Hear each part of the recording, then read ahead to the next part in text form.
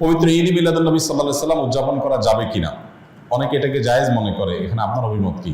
দেখুন, আমি অভিমত না দিয়ে কয়েকটা প্রশ্ন রাখবো, অর্থাৎ প্রশ্নের উত্তরে আবার পাল্টা প্রশ্ন আমি ছুড়ে দিতে চাই, বিশেষ করে যাদের এটা নিয়ে সত্যিই জানার আগ্রহ আছে। অনেকে তো প্রশ্ন লেখেন জানার জন্য না, প্রশ্ন লেখেন হলো ওনার পক্ষের মতটা বের করে আনার জন্য।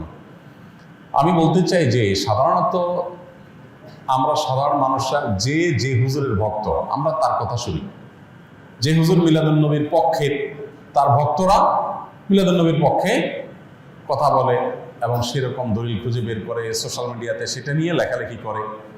আর যে হুজুর মিলাদুন্নবীর বিপক্ষে, ওনার ভক্তরা মিলাদুন্নবীর বিপক্ষে তারা ক্যাম্পেইন করে, কাজকাম করে। আমার কথা হলো যে আপনি হুজুরদের পক্ষ বিপক্ষ না নিয়ে কয়েকটা প্রশ্নের উত্তর খোঁজার জন্য আপনি নিরপেক্ষভাবে চেষ্টা করেন। আপনি নিজে একটু সচেতনভাবে